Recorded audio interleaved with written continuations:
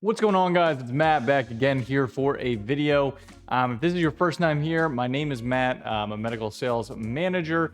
And I also, I started this career out the long way. I went from essentially an associate rep all the way up to the managerial level in a pretty short amount of time.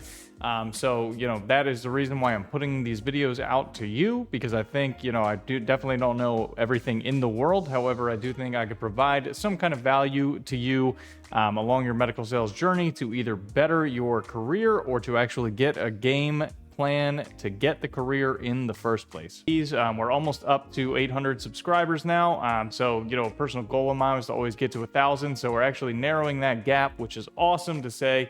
And in this video, what I wanted to do was break down some things that you should not be doing in a medical sales interview. Anything from lack of being prepared to, not doing any kind of research prior.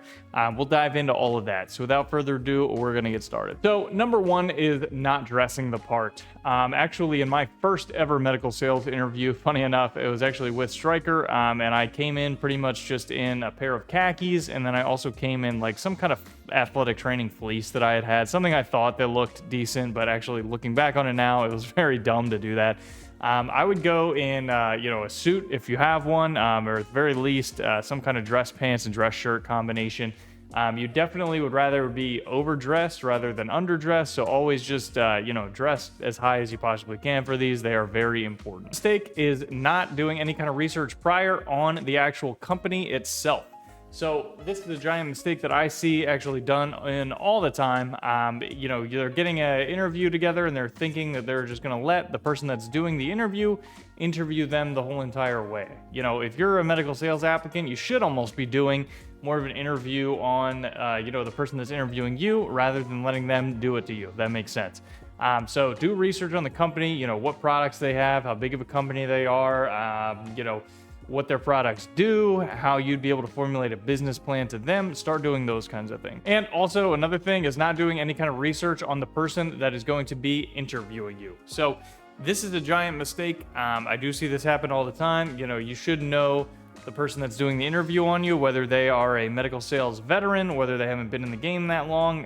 Definitely do your research on them because it shows that you care and they will appreciate it, I assure you. So the next thing that I see all the time is not closing the interview. So at the end of the interview, you should be asking, when is the next time I could see you again? How about we schedule a call in about a week from now and go over things? You don't want to be too bold with it to where you turn them off by that, but you do want to be closing out the interview and not, really relying on them to do that for you. You should be, essentially getting out of them if they want to carry on with you after the interview is done.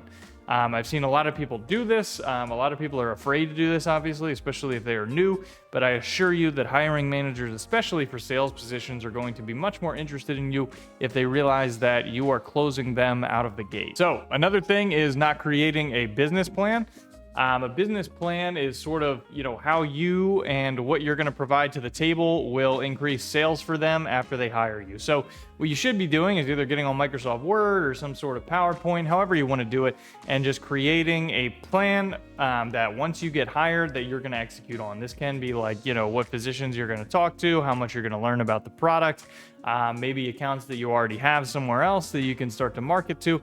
Really anything that shows them that you are well prepared and willing to, step up to whatever occasion they might have to throw at you. So another thing that I think is a mistake is not reaching out to anyone that could have worked in the company prior. So when you're getting these jobs or going to, getting these interviews at these companies, you should be reaching out to people that currently work in the company and might have the sales role that you might have, because it is good to, get background information on them. It shows that you're more prepared, and it also might show you things about the company that you might not like, certain cultural issues, issues with the product that you might be selling. You're going to learn a lot more, and in doing that, you're going to be able to learn a lot more that you can throw toward the hiring manager, so it makes it look like you care and you came and you're prepared. So that's all I got for you. If you want to hit me up over LinkedIn, I'd be more than happy to message back with you. My time has been getting very, very small recently, just due to some job changes, a couple promotions. I'm sort of responsible for a little bit more with that, so I've been having to put YouTube a little bit more on the back burner, but I promise I will get back to you at some point.